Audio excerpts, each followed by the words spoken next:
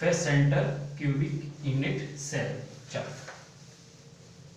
अब हमने body centre का देख लिया है, पैकिंग इफिशिएंसी वगैरह सब। नियरेस्ट नेबर एटम जो होगा इसमें 18 होंगे, है ना, तो उसको बताने की जरूरत नहीं थी, ठीक है। चलो अब मैं देख रहा हूं यहाँ पे आपका face centred cubic unit cell, है कि नहीं। चलो फेस सेंटर्ड, तो पहले क्या निकालूंगा मैं यहाँ पे इफेक्टिव नंबर निकालूंगा, जो सब में करता है तो मैं लिखूंगा इफेक्टिव नंबर ऑफ एटम्स। कितना हो जाएगा भैया, अभी तो हम लोग पढ़ के आए हैं हम लोग भाई, तो तुम जानते हो, थोड़ा सा मैं बना देता हूँ यहाँ पे फिर से, है ना।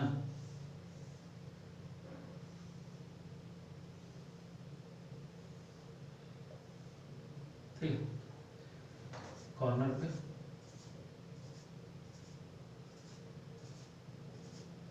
चल भाई, अब फेस पे जरा आइटम सजा देते हैं ना। चल एक, चल मैं ऊपर फेस, ये पीछे वाला फेस यहाँ पे दे देता हूँ, दे दूँ, ये राइट, चल लिख भी देता हूँ, राइट टॉप, ठीक है। ये कहाँ है, पीछे में है, ठीक है, तो इसको क्या लिखता हूँ, बैक, ठीक है। यहाँ पे दे देता हूँ लेफ्ट, ठीक है। एक यहाँ पे दे देता हूँ बॉटम, और एक कहाँ दे देता हूँ, फ्रंट। देख ले कितने हैं टोटल, 6, काउंट कर लो टोटल कितने हैं, 6, है ना। तो सॉल्व कर लेते हैं, तो z इक्वल टू कॉर्नर पे जो एटम है 1/8 इंटू 8, कंट्रीब्यूशन, एक एटम का यूनिट सेल के अंदर 1/8 पार्ट ही रहता है, तो 1/8 इंटू 8 प्लस फेस, जब फेस की बात आती है तो एक atom in the unit cell 2 faces में बटे होते हैं, तो क्या लिखूंगा मैं, 6 इंटू 1/2। अगर तुम इसको सॉल्व करो कितना आया इफेक्टिव नंबर, 4 आ गया ना। चलो अब इसको मैं रफ करता हूँ, अब सेकंड देखते हैं, क्या देखूंगा मैं, अब मैं देखूंगा कोऑर्डिनेशन नंबर।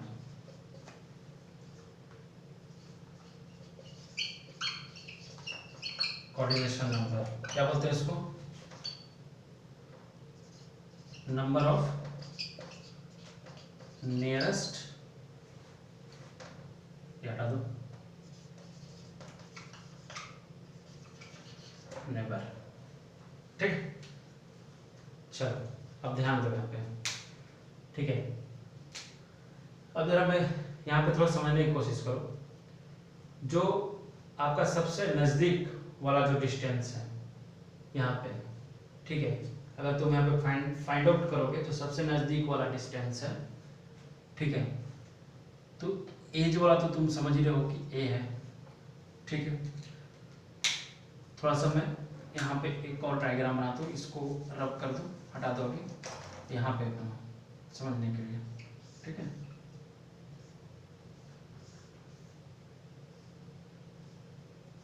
चलो भाई,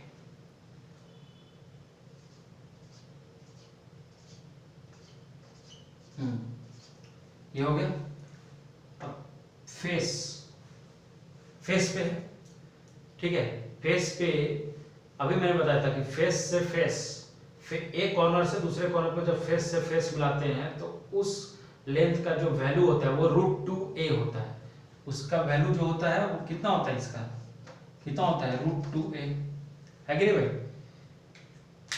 भाई यहाँ से यहाँ और यहाँ से यहाँ, यही मिनिमम डिस्टेंस है ना इस कॉर्नर से लेके इस फेस वाले का, तो यहाँ पे क्या हो जाएगा, √2a बाई क्या, 2, ये भी एक मिनिमम डिस्टेंस है कि नहीं, क्लियर है।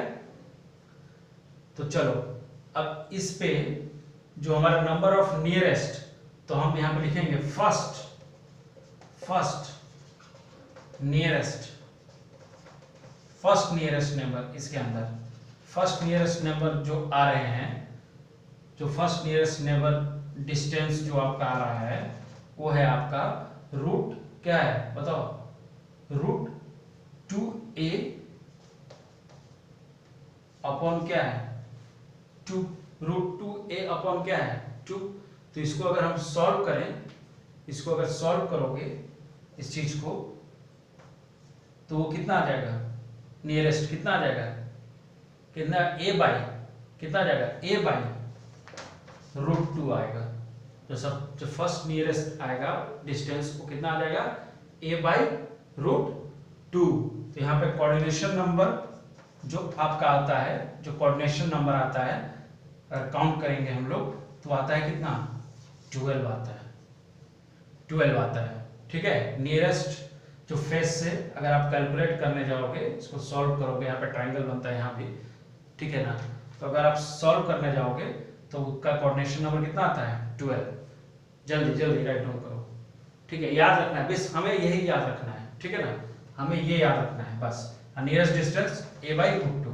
ठीक है, ज़्यादा हमें अभी, क्योंकि हम अभी नीट और मेंस के लिए प्रिपेयर कर रहे हैं प्लस बोर्ड, तो हमें मेन ये सब वैल्यूज याद रखने हैं। ठीक है, डेरिवेशन नहीं हमारे पास अभी जरूरत है।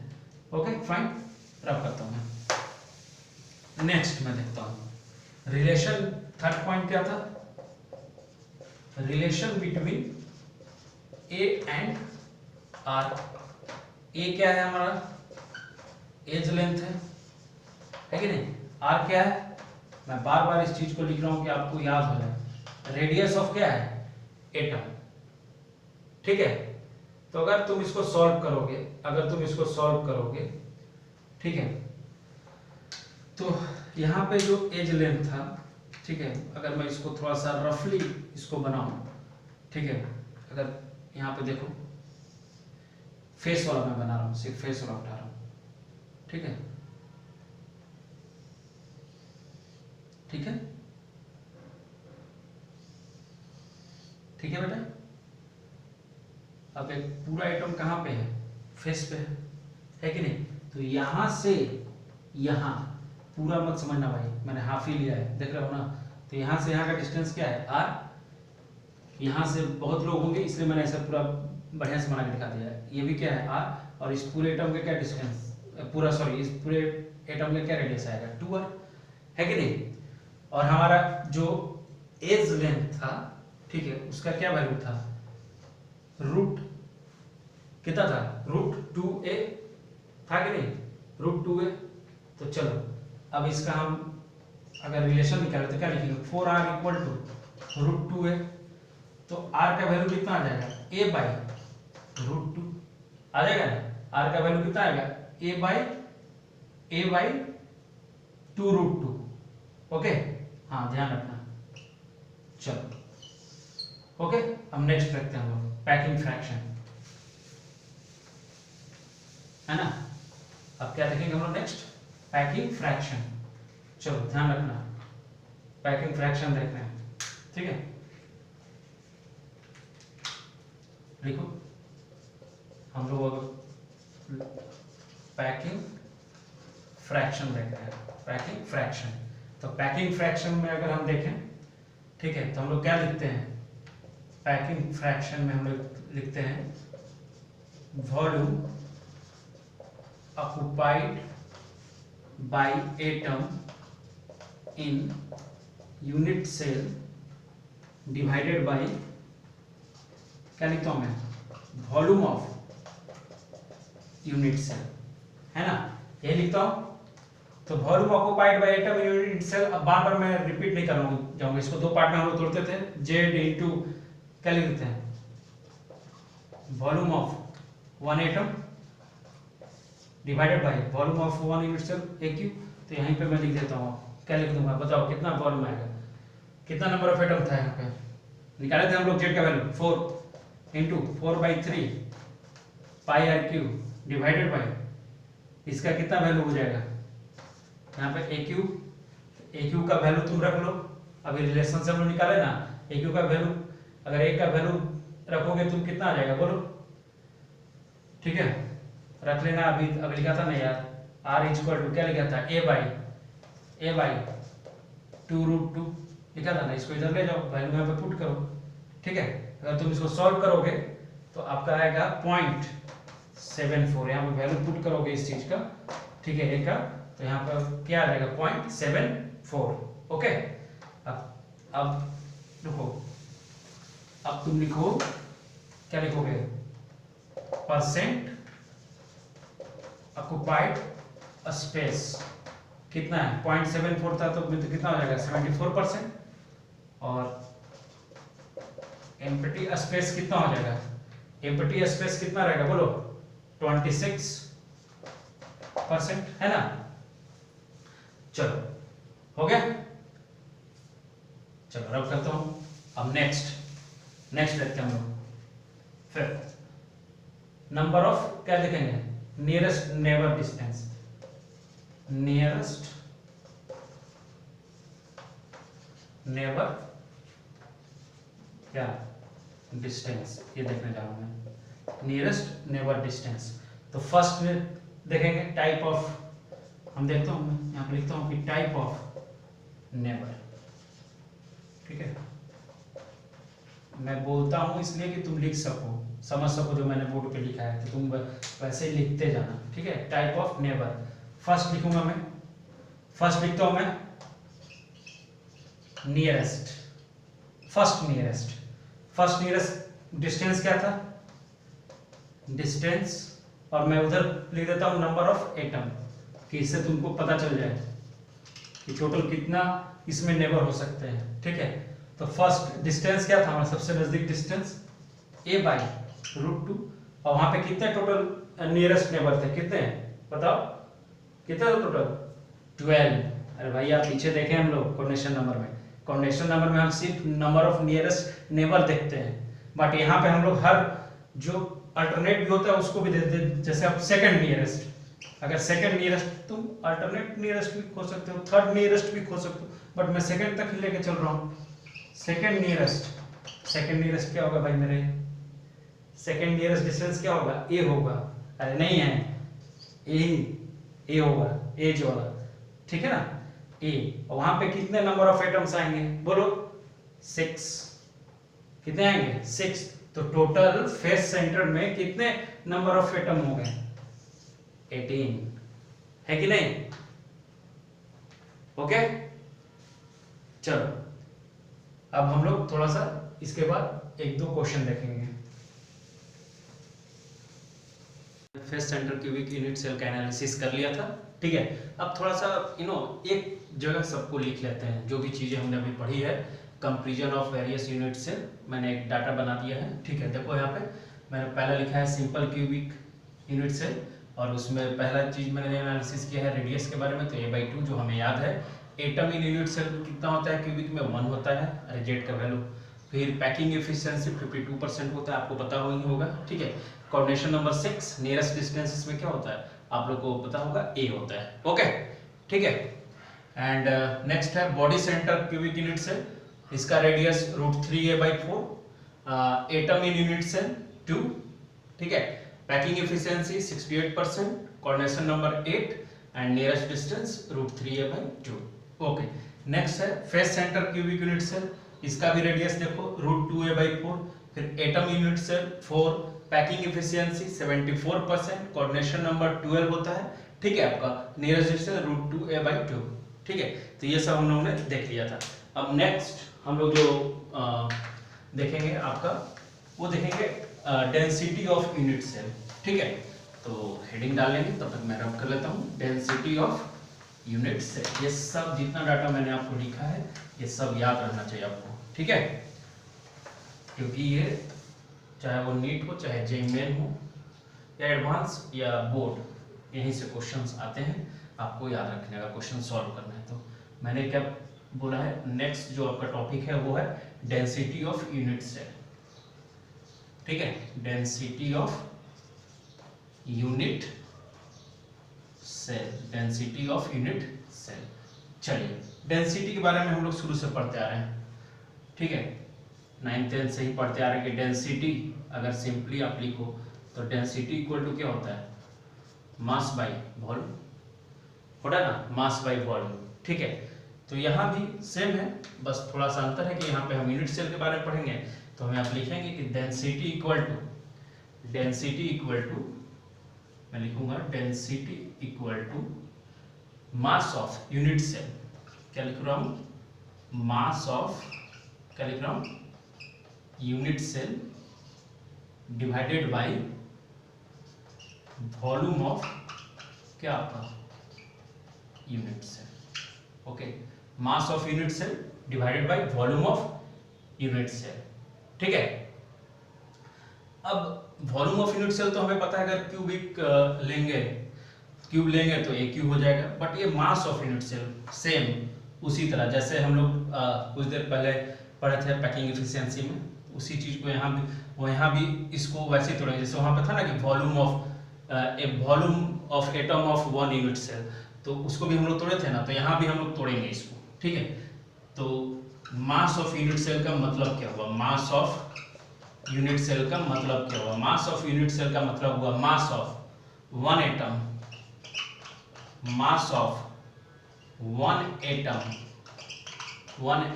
इन unit cell, mass of one atom in unit cell. अगर इसको मैं ब्रेक करूं तो क्या लिखूंगा? Number of atoms in unit cell into mass of one atom, number of atoms into mass of one atom. ठीक है बेटा, इस जो ये है डाटा के मास ऑफ यूनिट सेल, इसको कैसे निकालते हैं? तो इसका मतलब क्या हुआ? Number of atoms into mass of one atom. ठीक है, चलो अब फिर से इसको थोड़ा सा, नंबर ऑफ एटम हमें पता है क्या है, नंबर ऑफ एटम की अगर बात करोगे तो इसका मतलब क्या है? जेड। और मास ऑफ वन एटम का मतलब क्या है? अब एक और नया एटम आया हमारे पास कि मास ऑफ वन एटम। ठीक है, तो मास ऑफ वन एटम, इसको मैं रफ कर देता हूँ। ठीक है, आप लोगों ने उतार लिया होगा, तो मास ऑफ वन एटम के बारे में बात करते हैं, इसको भी रफ कर देता हूँ। अभी हमने लिखा था क्या लिखा था? मास ऑफ, क्या लिखा था? One atom, mass of one atom. ठीक है, mass of one atom equal to क्या लिखेंगे? अगर मोल कंसेप्ट याद हो आपको तो मोल इक्वल टू, अगर याद हो आपको मोल के बारे में, मोल लिखते थे हम लोग, तो अगर किसी के n इक्वल टू क्या होता था? n इक्वल टू क्या होता है? Number of given atoms divided by Avogadro number, होता था ना? अरे भाई लिखते थे ना हम लोग, तो यहां से ही इस एनालिसिस को हम लोग निकालते हैं कि मास ऑफ वन एटम, तो मास ऑफ वन एटम क्या हो जाएगा? क्या लिखोगे? मोलर मास, मतलब उस एटम का, जो गिवन एटम है जिस एलिमेंट का, उसका molar mass upon Avogadro number. समझ में आया बात? Molar mass upon Avogadro number. ठीक है, तो चलो इस वैल्यू को पुट कर लेते हैं, तो लिखेंगे हम लोग, फॉर्मूला बनाएंगे। तो डेंसिटी इक्वल टू क्या लिखूंगा मैं? Density equal to Z into, है कि नहीं, मोलर मास अपॉन Na का whole division by AQ। AQ यहाँ पे जो वॉल्यूम लिया है मैंने, वो क्यों लिया है? क्योंकि मैं अभी किसके बारे में बात कर रहा हूँ? क्यूबिक, इस कारण से। ठीक है, तो ये फार्मूला आप ध्यान रखोगे। कोई दिक्कत? यहाँ पे समझ में आया ना कि मास of one atom molar mass upon Na क्यों लिखा था? मोल कंसेप्ट के कंसेप्ट से यहाँ पे मैंने इस चीज को लिखा है। ठीक है, write down this formula first. चलिए अब नेक्स्ट हम लोग क्वेश्चन करते हैं, क्वेश्चन देखते हैं इस पे। ठीक है, एक दो क्वेश्चन देखेंगे, अपने कंसेप्ट क्लियर हो जाएगा। ठीक है, चलिए तो क्वेश्चन देखता हूं मैं। चलिए, तो फर्स्ट क्वेश्चन है, लिखिए, इफ द क्वेश्चन गिरा हुआ है, आप यहाँ क्यों डस्ट रखते हैं वो? क्वेश्चन, चलो फर्स्ट क्वेश्चन हम लोग देखते हैं। Write down, if the radius of a metal atom is 2.00 angstrom, and its crystal structure is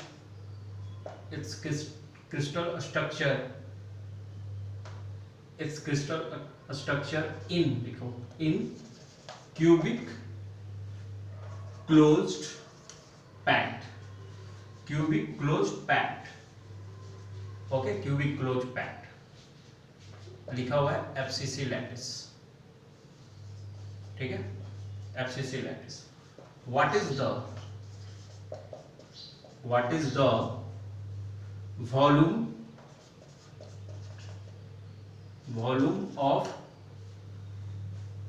of unit cell,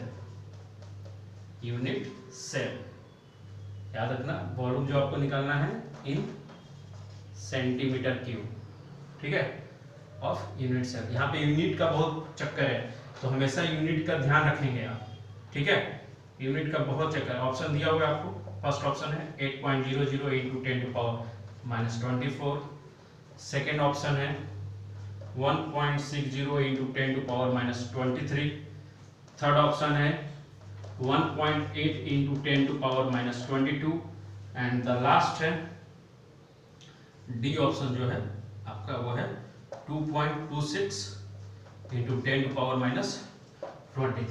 ये आप उतार लीजिए। If the radius of a metal atom is 2.01 angstrom and its crystal structure in cubic closed packed FCC lattice, what is the volume of unit cell in centimeter cube? First option 8.00 × 10⁻24, B option 1.60 × 10⁻23, third option 1.80 × 10⁻22 and fourth 2.26 × 10⁻23। Fast do it, जल्दी करें या चलिए, आपने question लिख भी लिया होगा, कुछ लोग बनाए। अब मैं इसको समझा देता हूँ आपको, ठीक है। चलिए क्या दिया हुआ है, if the radius of metal atom is 2.0 angstrom, ठीक है। हमें फर्स्ट क्वेश्चन बनाने का तरीका ही यही है कि क्या गिवन है, अगर बेसिक लेवल से चल रहे हैं आप तो R = 2 एंगस्ट्रॉम, ठीक है। अब मेरे को बोल दिया है कि एफसीसी लैटिस है, क्या बोला है, एफसीसी लैटिस है, तो यहाँ से जेड का वैल्यू भी मुझे पता है कि जेड = क्या हो जाएगा आपका 4, है कि नहीं। चलो अब नेक्स्ट, अब मुझे एक रिलेशन चाहिए किस में, एफसीसी के अंदर ए और आर के बीच, तो हमें पता है, तो लिखेंगे फॉर एफसीसी क्या होता है, √2a = क्या था 4r, है कि नहीं। तो a = क्या लिख सकता हूँ 4r/√2 लिख सकता हूँ कि नहीं, है ना। तो चलो अब इसका वैल्यू पुट कर लेते हैं, ठीक है। तो a = r का वैल्यू कितना है 2 एंगस्ट्रॉम, r का वैल्यू कितना है 2 एंगस्ट्रॉम, ठीक है। तो क्या रखूंगा, रख दो वैल्यू यहाँ पे, अगर पुट करोगे तो यहाँ से a का जो वैल्यू आएगा आपका वो आएगा 4√2 × 10⁻⁸ सेंटीमीटर। ये कैसे हुआ, मैंने कन्वर्ट कर दिया है, एंगस्ट्रॉम को मैंने किस में कन्वर्ट किया है, सेंटीमीटर में। सबको आना चाहिए, याद रखना, क्योंकि वॉल्यूम हमें किस में निकालना है, सेंटीमीटर क्यूब में, ठीक है। यहाँ तक हो गया, कोई दिक्कत। तो वॉल्यूम = क्या होता है, वॉल्यूम इज देयर क्या a cube, volume is there क्या a क्यूब, है कि नहीं। तो इसको सॉल्व करो, तो सॉल्व करोगे तो यहाँ से आपका क्या आ जाएगा 128/4, ठीक है, इंटू √2 आ जाएगा इंटू 10⁻⁻24 सेंटीमीटर क्यूब।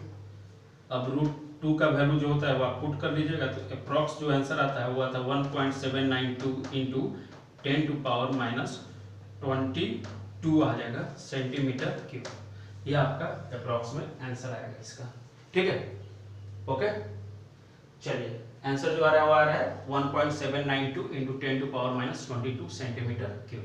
चलिए next question, right down next question.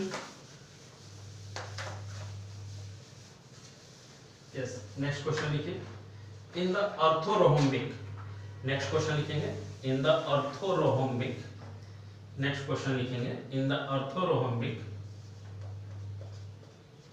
In the orthorhombic, ठीक है, lattice of sulphur, sulphur A equal to, दिया हुआ आपका वैल्यू 10.46 एंगस्ट्रॉम, ठीक है, and B equal to 12.87 angstrom, comma C equal to 24.49 angstrom, then unit cell contain, then unit cell contains 128 atoms of sulfur, ठीक है, calculate density, क्या calculate करना है, calculate density, just write down, मैं question पढ़ देता हूं, in the orthorhombic lattice of sulphur A equal to 10.46 angstrom, B equal to 12.87 angstrom, C equal to 24.49 angstrom, then unit cell contain 128 atoms of sulphur, calculate density. Okay, तो तुम जैसा देख रहे हो ये क्या है, क्यूबॉइड है, क्योंकि ए बी सी दिया हुआ है आपका, हाँ, तो यहाँ से हम लोग क्या निकाल सकते हैं, चलो सॉल्व कर लेते हैं, यहाँ से हम क्या निकालेंगे, वॉल्यूम ऑफ क्यूबॉइड, तो क्या होगा ए इंटू बी इंटू क्या सी, करो सॉल्व इसको, ठीक है, तो पहले यहाँ से वॉल्यूम निकल जाएगा, तो उसके बाद डेंसिटी का फॉर्मूला लगाओ, तो जेड इंटू क्या हो एम अपॉन वॉल्यूम इंटू क्या लिखेंगे, एवोगाड्रो कांस्टेंट, ठीक है, तो यहाँ से सॉल्व करो, तो यहाँ पे क्या आ जाएगा 128,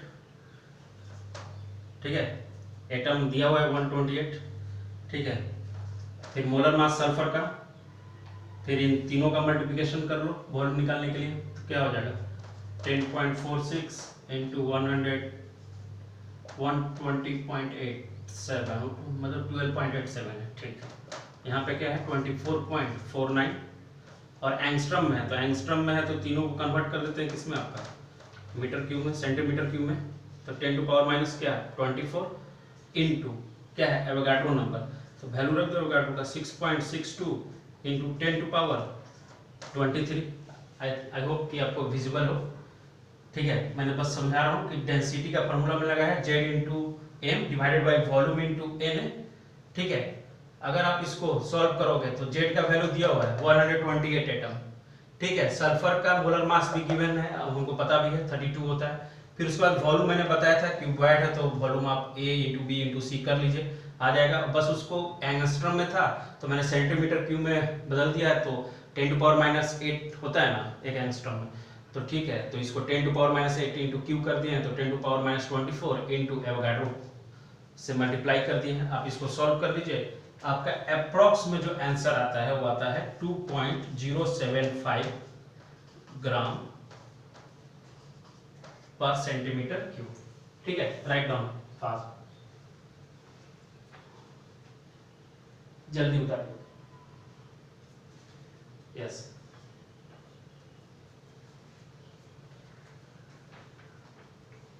जल्दी उतारिए, ऐसे रब कर देता हूँ,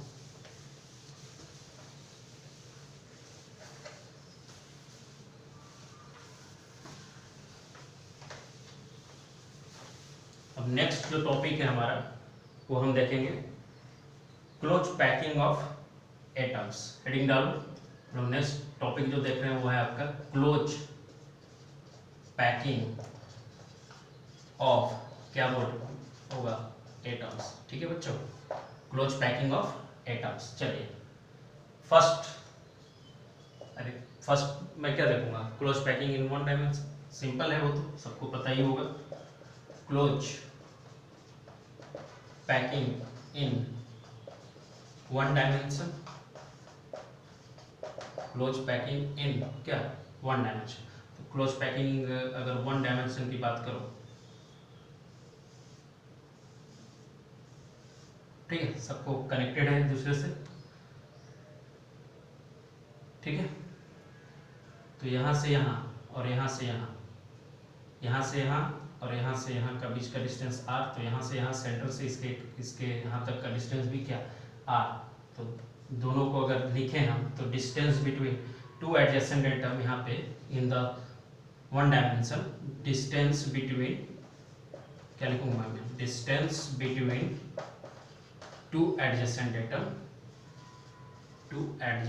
एटम इन किसमें वन डायमेंशन में कितना आ जाएगा 2r। अरे r प्लस r 2r ही होगा ना, है कि नहीं। चलो अब नेक्स्ट जो ये आप भूल जाओ, इसका कोई इतना इम्पोर्टेंस नहीं है। नेक्स्ट इम्पोर्टेंट है, वो ध्यान रखना है, उसके बाद भी इम्पोर्टेंट है, ये सबको आता है। चलो मैं नेक्स्ट लिख रहा हूँ, ठीक है। Close packing in 2D,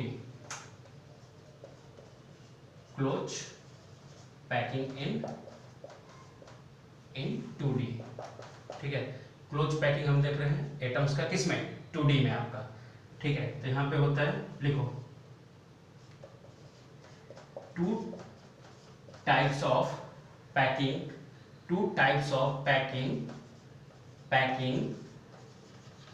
occurs in 2D. Two types of packing occurs in 2D. First, when atoms are packed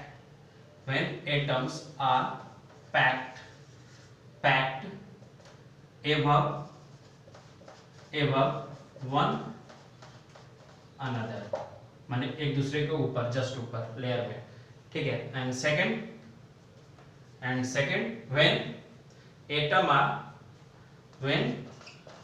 when atoms are placed in gap of atom, ठीक है। अब चलो अरेंजमेंट देखते हैं। First when atoms are placed above one another, इसमें देखते हैं, ठीक है।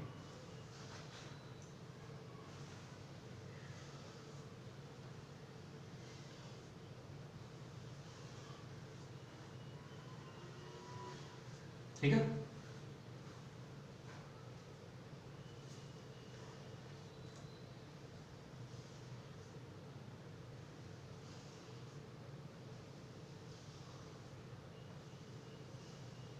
इसके ऊपर भी अरेंज कर सकते हो, मैं नीचे कर दे रहा हूँ, ठीक है। तो यहाँ पे देखो तुम एक दूसरे के जस्ट नीचे है, एक और लेयर बना लो,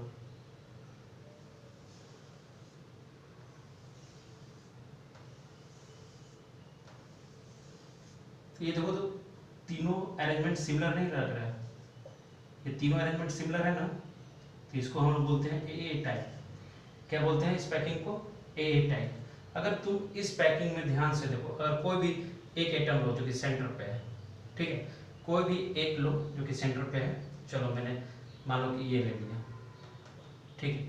तो तुम यहाँ से देखो कि इसके साथ कितने एटम कनेक्टेड हैं, कितने एटम कनेक्टेड है, देखो तो 1 2 3 और 1 4। तो ये क्या बनाएंगे, क्या बनाएंगे, स्क्वायर बनाएंगे ना, है कि नहीं। स्क्वायर बन रहा है, इसमें स्क्वायर बनता है, ठीक है। ये स्क्वायर क्लोज पैकिंग कहलाता है। ए टाइप जो होता है वो क्या कहलाता है आपका, स्क्वायर क्लोज्ड पैकिंग होता है। यहाँ पे कैसा पैकिंग होता है, स्क्वायर क्लोज पैकिंग। और यहाँ पे कोऑर्डिनेशन नंबर कितना होगा, कितने एटम अटैच माने इससे अटैच्ड है, नियरेस्ट है, सबसे नियरेस्ट, तो ये चारों हैं, तो कोऑर्डिनेशन नंबर भी कितना हो जाएगा यहाँ पे 4, है कि नहीं, है ना। चलो अब नेक्स्ट देखते हैं, when atoms are placed in gap of atom, इसको रब कर देता हूँ मैं।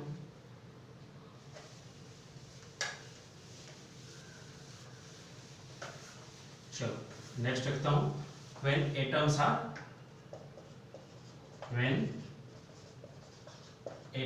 Are placed in gap of atom. ठीक है, तो चलो इसको मैं देखता हूँ। ठीक है,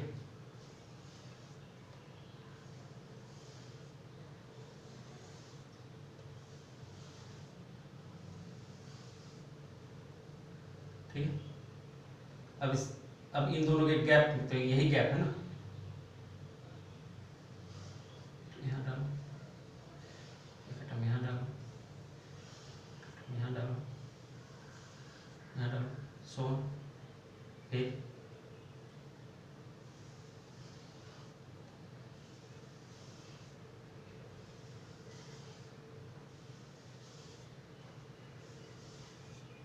ठीक है। तो यहाँ पे तुम जो अरेंजमेंट देखोगे तो ये क्या है, ए, और ये क्या हो गया, डिफरेंट टाइप का अरेंजमेंट हो गया बीच में, तो इसको क्या बोलते हैं हम लोग, बी। फिर ये क्या होता है, ए होता है। तो इसका मतलब है कि यहाँ पे जो अरेंजमेंट होता है वो होता है आपका ए बी टाइप अरेंजमेंट। कैसा अरेंजमेंट होता है, ए बी टाइप अरेंजमेंट होता है। यहाँ पे जो अरेंजमेंट होता है वो कैसा होता है, ए बी टाइप अरेंजमेंट होता है। समझ आ रहा है, ए बी टाइप अरेंजमेंट यहाँ पे होगा। जब भी होगा यहाँ पे कैसा अरेंजमेंट होगा, A B type of arrangement. ठीक है, अब चलो इसको बोलते हैं हेक्सागोनल क्यूबिक पैकिंग। क्यों बोलते हैं, अब देखते हैं इसमें। ठीक है, अब चलो एक एटम ले लो यहाँ पे, जो इसे टच है, दो, चलो बनाते हैं, एक, दो, ठीक है, यहाँ पे लो, तीन, चार, देखो हेक्सागन आ रहा है ना, यहाँ पे दो एटम, यहाँ पे एक, यहाँ पे एक, यहाँ पे एक, तो टोटल कितने हैं, इस एटम से जो टच कर रहे हैं एटम, वो कितने हैं तुम देखो खुद। इस एटम से जो टच कर रहे हैं एटम, वो तुम खुद देखो कितने हैं, कितने हैं, देखो 6 है टोटल। ठीक है, तो 1 2 3 4 5 6। तो इसका मतलब है कि यहाँ पे जो पैकिंग है वो कैसा है, हेक्सागोनल टाइप पैकिंग है, हेक्सागोनल टाइप पैकिंग होता है। ठीक है, और यहाँ पे जो कोऑर्डिनेशन नंबर है वो कितना आएगा, कोऑर्डिनेशन नंबर कितना आएगा, 6। कोऑर्डिनेशन नंबर कितना आएगा यहाँ पे, 6। चलिए अब नेक्स्ट देखते हैं। ठीक है।